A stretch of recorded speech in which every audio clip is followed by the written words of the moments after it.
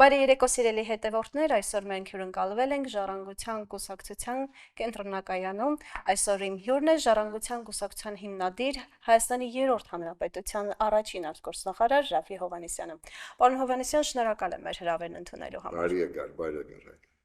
Պարոն Հովհաննիսյան, բավականին ճգնաժամային ու բարդ իրավիճակներում ենք ապրում, 2026 թվականի այդքան երկար սպասված հունիսի 7-ի խորհրդարանական ընտրությունները վերջապես կայացան, ունենք այն ինչ ունենք, թվում էր, թե ճգնաժամը այս ընտրություններով պետք է հանգուցալուծվեր կամ գոնե այդ հանգուցալուծմանը մոտ մի կետի մեզ բերեր, հիմա ինչ իրավիճակ է։ Իրավիճակ այն է, որ մենք բոլորս ապրում ենք մեր պատմության ողջ ընթացքում ամենաոչ օրինակարգ, ոչ լեգիտիմ իրավիճակում, համատարած հակալեգիտիմության մեջ եկավ։ Սա այն ընտրությունը, որ պիտի բերեր ընտրական, օրինական, իրավական հանգուցալուծում, մեր տարբեր հարցերի իր ընթացքով, իր նախընտրական շրջանով, հայտնի բռնաճնշումներով, պետական ռեսուրսի չարաշրջանման, քաղաքական բանդարգալների պահպանման եւ հարակից այլ պատճառներով եւ նաեւ հետընտրական շրջանով բերեց նրան, որ մենք ընթացքով եւ ըստ էության ունեցանք այս վիճակը։ Մենք 25 տարի, 30 տարի տարբեր իշխանությունների օրոք արձանագրում ենք այս պայքարում ենք դրա դեմ, ասում ենք սա թող վերջնի, վերջապես հայ ժողովուրդը թող ունենա իրավակարգ, օրինակարգ, լեգիտիմ իր իրավիճակը, որ կարող եմ ասել, որ ես վստահում եմ եւ սա իմն է եւ դրանից հետո հաղթողը ոչ թե գնա հավելյալ բարակման եւ բարակտիչ գործողությունների հասարակության մեջ բևեռացնելով ամեն ինչը, այլ ինքասի որ ես ոչ թե այս հատվածի կամ այս կուսակցության ներկայացում, այլ ես ներկայացում եմ ձեզ բոլորին։ Ոչ, մենք տեսանք թե միջընտրական եւ հետընտրական շրջանում ի վերջո ստացանք այն պատկերը, որ յուրացվել է այս իշխանությունը ցավոք սրտի այն մարդկանց կողմից, ովքեր ժամանակին իրենց ժողովրդավար դեմոկրատներ են։ Այսինքն դուք այս ընտրությունները համարում եք ոչ լեգիտիմ, ճիշտ եմ հասկանում։ Ոչ լեգիտիմը, ես լինելով ընդդիմադիր բոլոր իշխանավորների օրոք, իշխանությունների օրոք, կարող եմ ասել ամենա ոչ լեգիտիմ իրավիճակն է, որ մենք երբևէ ունեցել։ Իսկ այսպիսի ընտրություններ երբևիցե եղել են։ Եղել են ընտրություններ, երբ ժողովրդի ձայնը դարվել է, արդյունքը վերափոխվել է, խմբագրվել է եւ խեղաթյուրվել է։ Իհարկե դա եղել է եւ նախորդ իշխանությունները նաեւ վարելով նման ընտրություններ ենթահողը ստեղծել են այսօրվա համար, բայց այսօրվա ընտրական շրջանի չափանիշների հանրագումարը բերում է նրան, որ սա աննախադեպ իրավիճակ է, երբ պարզապես գլխի վայր է ներկայացվում լեգիտիմության խնդիրը,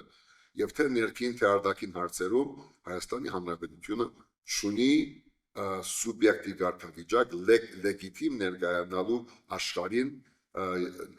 որևէ եղանակ եւ որևէ հիմք եւ ցավոք սրտի կարող եմ ասել, որ նաեւ մեր գործընկեր ընդդիմադիր այսպես մասնակիցները չկարողացան գտնել այդ բանաձևը, այդ բանալին միասնական այլընտրանք ներկայացնելու համապետական հավաքական պատասխանատվությամբ այլընտրանք, որ ժողովրդին վստահություն կներշնչեր, որ ի վերջո իշխանության է գալիս Հայաստանակենտրոն, հայ մարդու, քաղաքացու, ազգի իրավունքի վրա խարսված մի իշխանություն։ Նկատի ունեք, որ ընտրությունների այս արդյունքները, որ ունենք, ԿՊ-ն չունի սահմանադրական մեծամասնություն, այսինքն չունի 21 թվականին ստացած քվեների չափ քվե, դրա հիմնական մեղավոր ընդդիմությունն է, որ չկարողացավ գտնել այդ միասնականության բանաձևը, որ ընտրողին վստահություն կներշնչեր, թե ավելի շատ Նիկոլ Փաշինյանի կողմից տարվող այդ բռնաճնշումների քաղաքականությունը, մամուլը գրում էր, վախ է ներշնչում, ձերբակալում է, ճնշումներ են գործադրում, ընդդիմադիրներին բարև տվողներին ազատում են աշխատանքից, եթե պետական աշխատողներ են։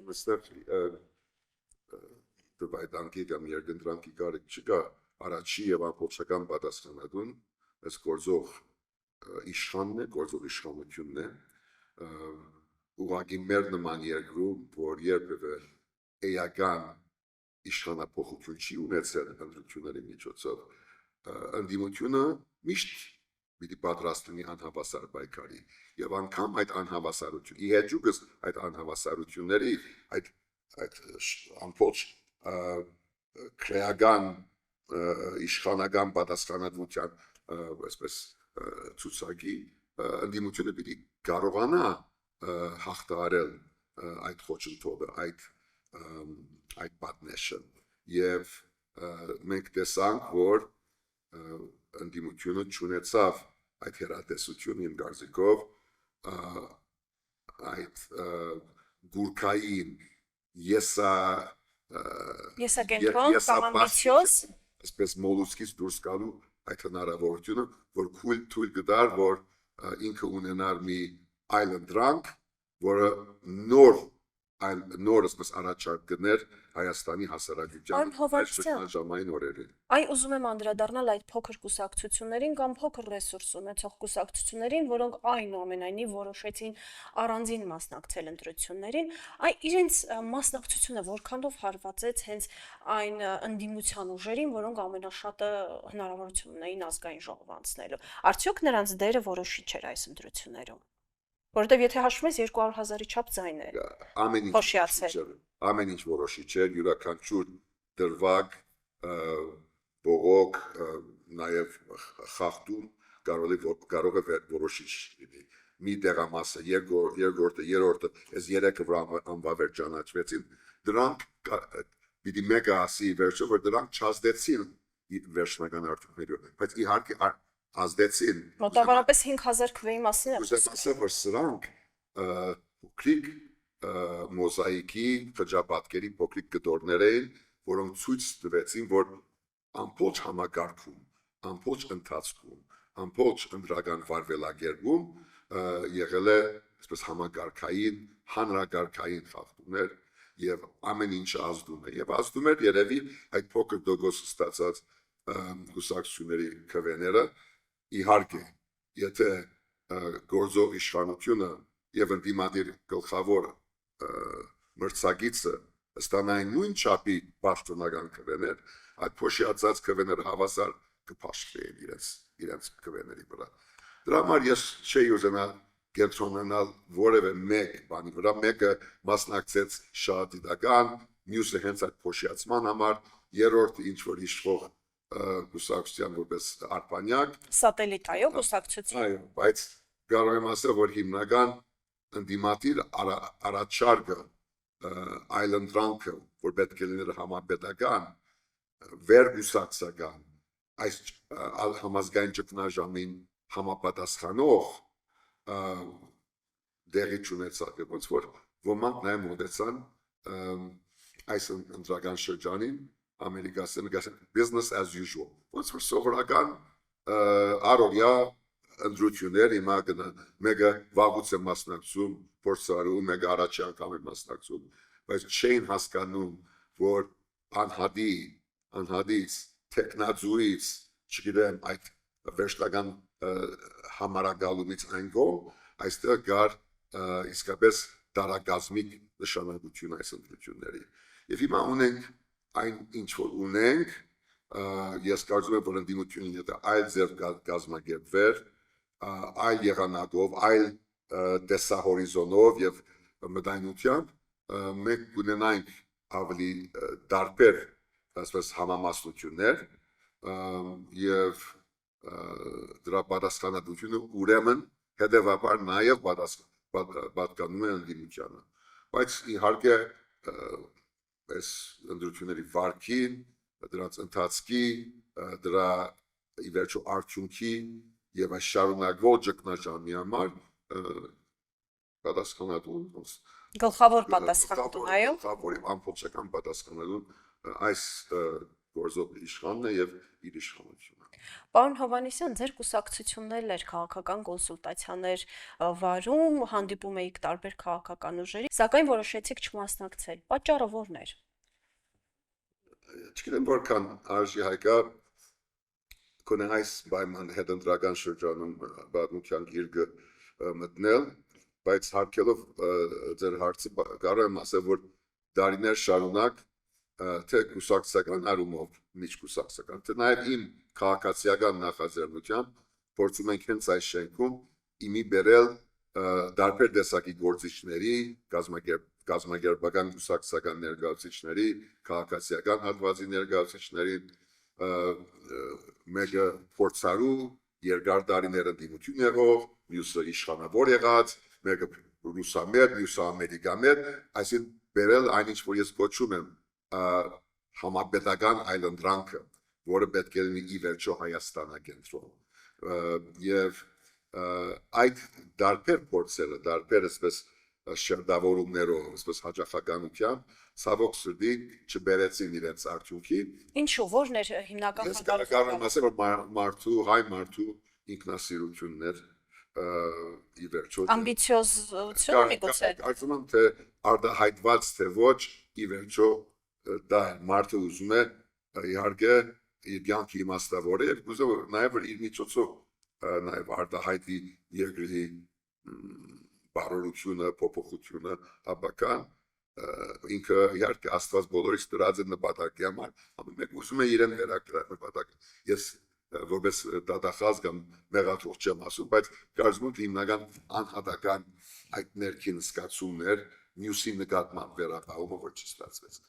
Հետո արդեն եղել են այս վերջի երկու տարվա ընթացքում տարբեր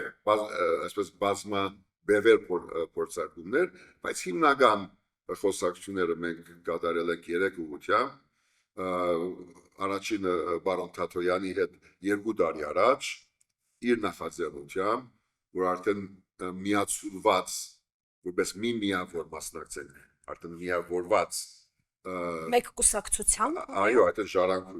ժառանգություն կուսակցություն, արդեն նորացված ժառանգությամբ մասնակցենք։ Եղան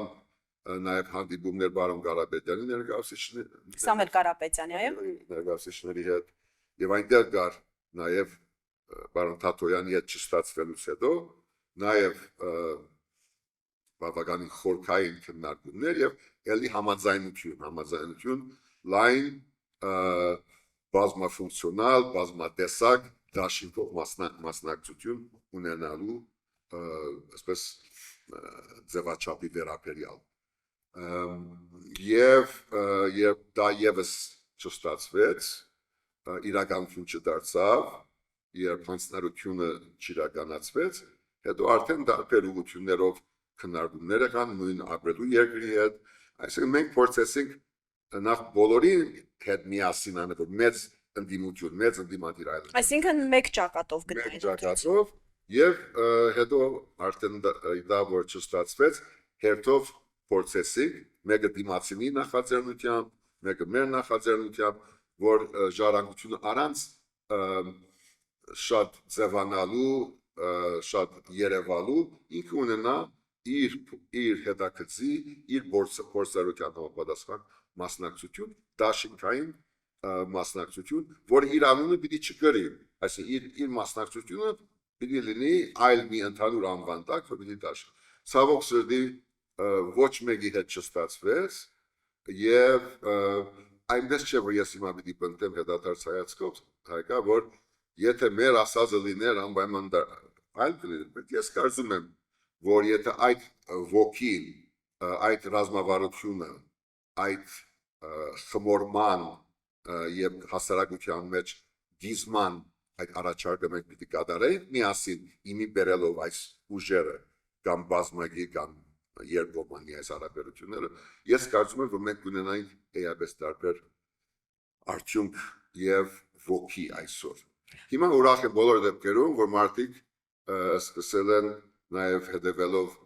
մինչ ընտրական այս առաջարկներից նաեւ հետընտրական որոշ հայտարարություններից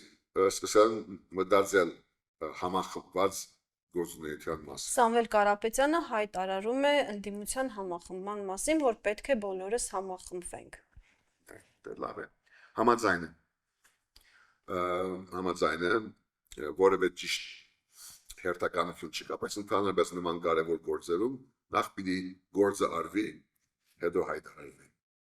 Այսինքն պետք է նախ խմբվելու վերջնական Միաժամանակ մեկի հայտարարմամբ դա չի տեղի չի։ Միգուցե դա կոչ է քաղաքական ուժերի, որ վերջո ընտրություններից հետո Ով է առաջ կոչ արել, մեկը ընտրություններից առաջ, մեկը հետո ուզում ասել արդեն կարևոր չէ։ Վերցնենք, որ իր հայտարարությունն է, իր ցանկությունն է,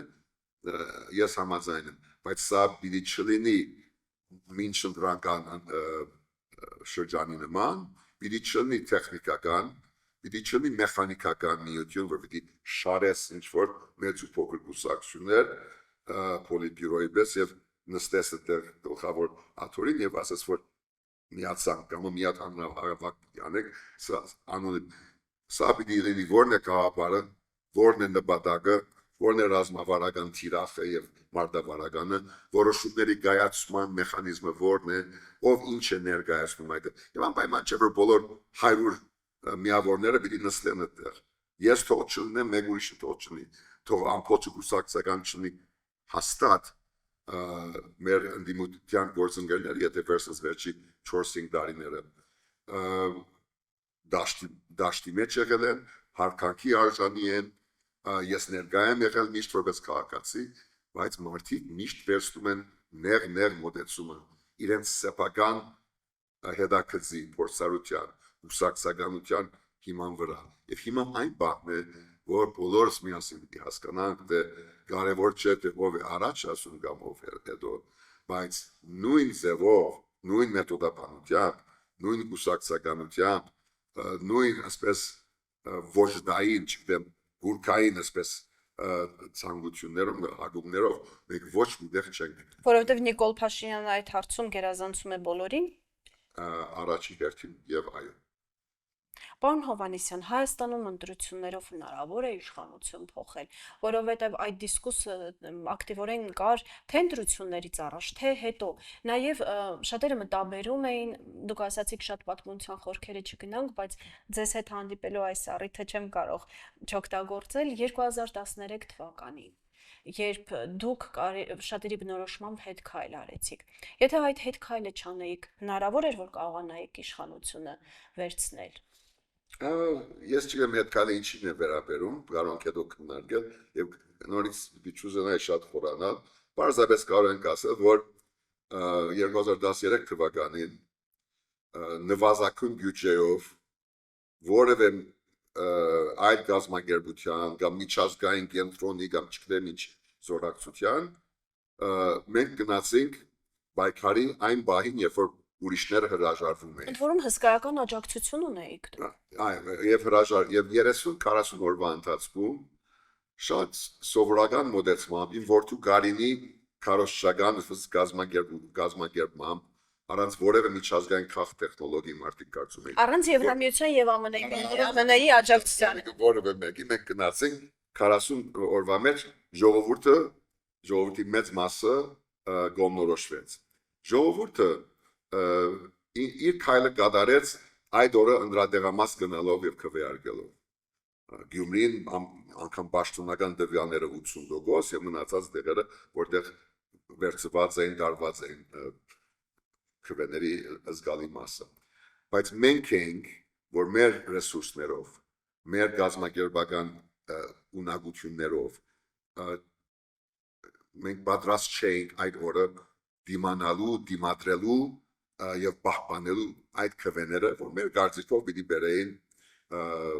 ժողովրդի կամքի հաղթանակին։ Չկարողացանք դա անել։ Այսինքն իշխանական մեքենայի ճնշումները աննախադեպ ուժեղ էին ու դուք չկարողացաք դիմադրել։ Մենք չկարողացանք մեր 60% կամ 51% ապահովել։ Կամ անգամ բերել որ պաշտպանել միգուցե կամ անգամ որ երկրորդ փուլ անցնի այդ ընտրությունը։ Ունենք կոնկրետ իրականություն, որ իշխանությունը այսպես վերաբերվեց իր լեգիտիմության եւ Հայաստանի ապակա լեգիտիմության հարցին, մեր ռեսուրսները այսքան էին, ժողովուրդը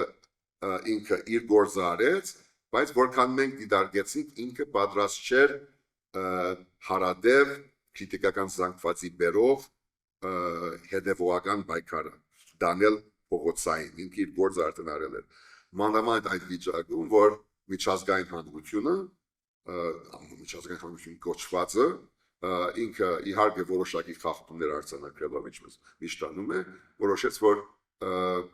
այդ խախտումները չազդեցին ընտրության արդյունքների վրա։ Ընտրության արդյունքների վրա։ Ուրեմն կար այս իրականությունը, հետո պիտի որոշենք ընդունել արդյունքները թե չընդունել, չընդունեցինք, գնացինք դատարան, սահմանային դատարան իզուր, բայց գնացինք այդ ճանապարհով, եւ հետո արդեն մի ամիս 40 օր, այդ 21 օրը հացատուլով, բացօթյա հացատուլով, մեր փողոքը արտահայտեցինք։ Պարոն Հովհաննիսյան, Դրա համար վերջացնելով այս հարցը, դուք ես հետ քայլի մասին խոսեցիք։ Եթե ձեր հետ համա ես չեմ բնորոշում։ չէ, հավանաբար վերաբերում Աբրելիին, երբ մարդիկ սպասում էին, որ պիտի հաղթանակ լինի, պիտի գնան նախագահի նստավայրը վերցնեն, ազատագրեն եւ այլն։ Այդ օրվանն է վերաբերում այդ հետ քայլի դրամաբանությունը, երբ արդեն բարձ էր մեզ համար, որ գիտական զանգված չկար, որ մարդի մեկի գրկնության հավանականությունը բարձր էր, երկու կողմից գային մարդիկ արդեն երկրորդ շարքում, ոչ թե մեր ընտրողները, ուրիշներ, ուրիշ քաղաքացիական խմբեր, ոստիկանության կողմից այլ մարդիկ, ովքեր պատրաստ էին որոշ սատրանքների միջոցով պատասխանատվության իմ հղմամբ արդեն նոր արյուն թափել եւ ես քանի անգամ ասել եմ, որ մեր ընտանիքը Հայաստան չի վերադարձել, չի հայրենադարձվել, որ թեկուզ մի հայ մարդու արյուն թափվի իմ ընդրվելու կամ չընդրվելու։ Եվ ուրեմն այդ օրը գնաց ոչ թե ընթարում, գնաց լիցքաթափում, այդ լիցքաթափումը նաեւ պիտի լիներ ջահերի երթ դեպի ձեռնարկաբեր, լավ չկազմակերպեցինք այդ բանը, որտեղ էմոցիաները շատ էին, մի քիչ մշտոցը շատ, եւ այնտեղից արդեն ծնվեց այդ հեքիաթը, որ ինձ պիտի ուղեկցի ամբողջ կյանքի ընթացքում, որ գնաց աղոթելու։ Որ գնացի աղոթել լավ եմ արել, որ գնացել է։ Մի վերջո քրիստոնյա եք, այո։ Քրիստոնյա, հետո արդեն տեսանք, որ Սուրբազան շարժում եղավ, հետո սկսեցինք ազգովի աղոթել, այո։ Այնպես որ կարևորը ինչ է։ Կարևորը այն է, որ ունենք անդրադարձակներ, իմ գիտակցության մեջ կա, որ այդտեղ հարթակում հացատուլի ժամանակ էսի Ռաֆու շարժում չէր։ Ռաֆին այդ օրվա սուրանդակն էր, քարաթափման մի քարը։ Եվ բայց ամեն մեկը, որ այդ սուրանդակի բադիվը ունի կամ պարտականությունը, կամ քարաթափման նախավերջինն կամ նախանակ, ինքը պիտի հասկանա, որ իրենից հետո էլ կա պարտականություն, կյանք եւ ապակա երկրի համար։ Եվ ուրեմն դրանից հետո մենք տեսանք, որ այնինչ որ մենք ավարտին չհասցրեցինք, քաղաքացիական տարբեր շարժումներ եղան, Էլեկտրիկ Երևան, տարատեսակ, եւ ի վերջո այն, որ մենք չկարողացանք այն ժամանակ ազգային համաձայնության բանաձև գտնել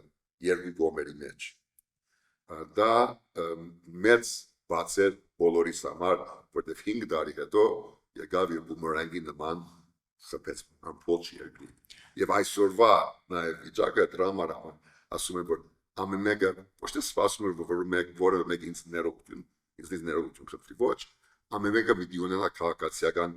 քաջությունը կամ խիղճը ընդունելով, որ կարող է իմ վարքը, իմ հանցանքը, իմ սանցանքը գապ ունի այսօրվա վիճակի հետ։ Եթե այն ժամանակ լուծում գտնվեր, այդ վակումը չէր ստեղծվի եւ 18 թվականին նույն փոփոխության պահանջը չէր լինի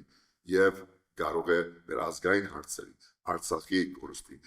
քաղաքական գերիների, քաղաքական բանդարկաների այդ ամբողջ ընթացքը կարող է կանխված լինել։ Պարոն Հովհաննիսյան, այնուամենայնիվ այդ տարիների խորքից վերլուծելով ձեր քաղաքական կյանքը, հիմա ընդդիմությանը ինչ խորհուրդ կտայիք։ Իհարկե ազգային այդ միասնության համերաշխության բանաձևը հասկանալի է, սակայն ընդդիմությունը,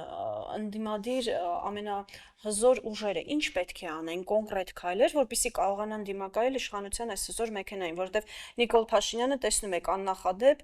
նախկին կետին իշխանությունները երբևիցե այս ձևով շատերն են դա վկայակոչում, չեն օգտագործել լծակները, կարելի ասել դարձրել է իր ձեռքի տակ աշխատող ինչ-որ գերատեսչություններ։ Ինչ անի ընդդիմությունը եւ արդյոք հանրությունը կարող է ապահովել այդ քրիտիկական զանգվածը, այդ պայքարելու ցանկությունը կա, գիտակցումը կա, որ մենք անդառնալիության կետին ենք մոտեցել։ Դրանք պատճառահետևանքային փոխադարձ իրականություններ են եւ ես անդիմադիր գործընկերներին այսպես հարցից չեմ խոսափ, բայց այդպես իրենց աթորից չեմ ուզում իրենց խորհուրդ։ Ձեր տեսլականը։ Ուզում ասեմ, որ արիթ ունեցել եմ մասնավոր զրույցների ժամանակ դարբեր ձևաչափերով իմ տեսակետը արտահայտել, եթե իրենց հետաքրքրել է մեր փորձառությունը, մեր չարչարանքը, մեր հաջողության այսպես ընթացները, ես միշտ պատրաստ եմ եղել։ Հիմա ընդհանուր բանացեմ, որպես ասում եմ, որ պետք է լինի համապետական այլընտրանքի ստեղծումը, որը ներառում է նպատակ, խնդիր, որոշումների կայացման մեխանիզմ, նաև վեր կուսակցական լայն քաղաքական ներառում, որը հիմնված է հավաքական պատասխանատվության վրա։ Թող անհատական խարիզմատիկ ղեկավարներ լինեն տարբեր տեսակի, թող մասնակցեն, թող իրենց աստղային բայեր ունենան, բայց մենք կարծում թե շրջանավարտ եղել եք այդ բայերից, երբ պիտի սպասենք այս գուրքին կամ այդ փրկչին, թող ամեն մեկը կհամեստաբար, թող ամեն մեկը տեսնի թե ինչ իրավիճակի մեջ է Հայաստանը, պետականության կորուստի վտանգ, տարածքային ամբողջականության, նաև առաջիկա սպառնալիքներ։ Այսինքն չեք հավատում Ադրբեջանի հետ խաղաղության օրակարգին Փաշինյանի։ Ադրբեջանը եւ Թուրքիան պատրաստվում են հերահար ագրեսիայի Հայաստանի Հանրապետության նկատմամբ։ Իրենց մոտ խաղաղություն չի լինելու, քանի դեռ Հայաստանի ինքնիշխան տարածքը չօգտագործվի որպես միակողմանի առանց փոխադարձության մի չանց, որը մի օր կգոչվի Թրիփ, մյուս օրը կգոչվի Զիա Թոկալ կամ Մուստաֆա Քեմալ, ուզեմ ասել, որ իրենց մոտ դրված է, մենք միշտ ասում ենք, թշնամի են, հետամնաց են, քոչվոր են, մենք ենք, որը 5000 տարի գոյություն ունեցել ենք։ Իհարկե քաղաքակրթական մեծ տարբերություններ կան, չեմ ժխտում եւ մինչեւ վերջ կլինեն այդ տարբերությունը եւ մեր pedagogical միշտ ու միշտ կմնա, բայց պիտի նաեւ դեմ հանդիման կաս իրականությանը 100 տարի առաջ Թուրքիան իրանցի շահից փողով վերցեց Նախիջևանի այդ փոքրիկ հատվածը, իսկ 100 տարի անց դրանից 100 տարի անց իրենք հիմա արդեն աշխատում են Սյունիքի վրա, որ արդեն վերջնականապես ֆիզիկական կապը դա լինի։ Եվ այդտեղ եւ Արցախի կորստի մեջ եւ 5000 մեր ոսկե դղաների զոհության բահով, մեր Բաքվում եւ Երևանում բախող քաղաքական բանդարգալների խնդրով այդ պետություններին մեր խսակից է նաեւ Հայաստանի իշխանությունը եւ պիտի շարունակի այդ ուղղահայաց իր ենթարկվածությամբ այդ իր քաղաքականությունը, եթե փոփոխություն չլինի, եթե հայ ժողովուրդը իրենից չստեղծի, չժայթքեցնի այդ քրիտիկական զանգվածը, որտեղ այդ քրիտիկական զանգվածը հանրությանը ուղղակի գաղտնիալ է այդ վստահությունից, որ պետք է ունենա ընդդիմադիր առաջնորդության կողմից։ Այդ ընդդիմադիր նորովի առաջնորդություն պիտի ծնվի եւ պիտի տեսնենք, որ հետընտրական շրջանում դա լինի դատարան, մանդատ ստանալ թե չստանալ, սահմանադրական հանրաքվե,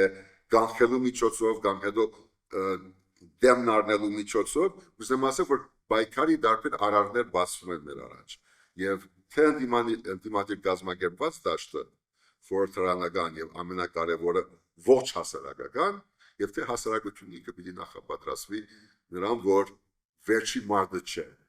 Սա այդ քարաթափումն է։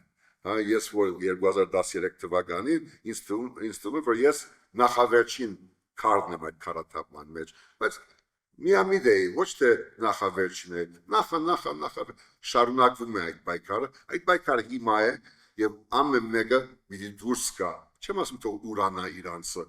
բայց ամեն մեկը մի դուրս գա այդ փոքրիկ մտածելու հայկական հիվանդություն։ Այսինքն ավելի լայնն է։ Պարոն Հովհաննիսյան, այդ քննարկվող հարցը մանդատները վերցնել չվերցնել, այսինքն կարծում եք, որ կարող են մանդատները վերցնել ու զուգահեռ ակտիվ պահել նաև փողոցը գեներացնել հանրության։ Ես ասում եմ, թե դատարանի հարցը այսօր որոշվեց, դա իրականություն է։ Մանդատների հարցը այդն պատկան ուժերը կորոշեն թե ինչ են անել, դա նույն։ Այսինքն մանդատ վերցնել չի նշանակում դադարեցնել ընդդիմադիր գործունեությունը։ Նաև կարող է չվերցնելով հետևողական պայքարով հարց տուլեց սկզբունքային, բայց դա ես չէ որ պիտի որոշեմ։ Ինչ պիտի լինի, բայց այդ լինելուց հետո է, որ թե որպես հասարակություն, թե որպես քաղաքացիներ, թե քաղաքական ուժեր, թևաթափ պիտի չնենք, ինքնահավան պիտի չնենք, մեծամտությունից դուրս պիտի գանք եւ ի վերջո պիտի նոր մեթոդաբանություն առաջարկենք հայ ժողովրդին, որը գրում եմ Հայաստանը կենտրոն է եւ որը դալիս է հայ ժողովրդին եւ Հայաստանի քաղաքացուն համապետական այլընտրանք, որտեղ մարդ ով ավանդաբար ասենք Ռուսաստանին հավանում է, կամ այն մյուսը, որ մտածում է թե մեր հավաքական արևմուտքն է կամ մեր քաղաքական ակունքները նույնպես եվրոպական քաղաքական գաբն։ Ուզում ասեմ, որ ամեն մեկը ամենադարբեր անկյուններից պիտի հասկանա, որ ինքը պատկանում է այդ այլընտրանքին, որ նաև ինքը մերժում է այդ բևերացումը, այդ օտարվածությունը, որը հիմա մեզ հրապցվում է եւ իջեցվում է անգամ հետընտրական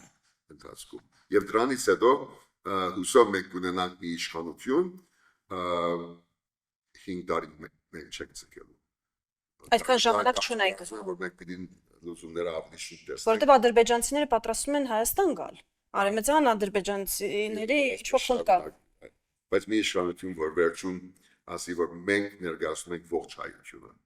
եւ յուրաքանչյուր հայ կարող է իր ավական տեսնի այստեղ եւ ունենա հույս, որ իր երեխան կապի անվտանգ, արդար, իրավունքով սեփականներ։ Պարոն Հովհաննիսյան, եւ մեր զրույցը ուզում եմ ամփոփել հետեւյալ հարցով. Դուք եղել եք երրորդ հանրապետության առաջին արտգործնախարարը, Նիկոլ Փաշինյանն ու իր թիմը հայտարարում են, որ վերջ Արցախի հարցը փակված է, կոնֆլիկտ չկա եւ այն 500,000 քաղաքացիները, որ քվեարկել են ընդդիմադիր 3 ուժերի օգտին, իրենք փաստորեն հակառակվում են այդ գծին։ Արցախի հարցը փակված է։ Ոչ երբեք չի փակված։ Եվ չի կարող փակվել, այո։ Այս նման բան ասող իշխանավորը ինքը փակված է իր ներմտության, իր փոքրիկության, իր անմտության մեջ եւ ես կարծում եմ, որ այս իշխանությունները շատ մոդապակային պիտի արդեն գտնեն, որ իրենց էջը փակված է։ Արցախի հարցը հայրենիքի հարցը երբեք փակված չի կարող լինել։ Ուղղակի մեր ժողովուրդը, մեր ազգը եւ մեր պետությունը պիտի վերագտնի իրավունքի գիտակցությունը։ Պիտի ոչ թե խուսափի իրավունքի գիտակցությունից եւ հետապնդումից, այլ պիտի հիմնի մեր քաղաքականությունը իրավունքի վրա, որ մենք կարող ենք մեր իրավունքները հետապնդել որպես անհատներ, որպես հավաքականություն, մենք կարող ենք դիտորոշվել, դա մեր իրավունքն է նույնպես։ Իսկ մենք ցավոք սրտի վերջին 5 տարվա ընթացքում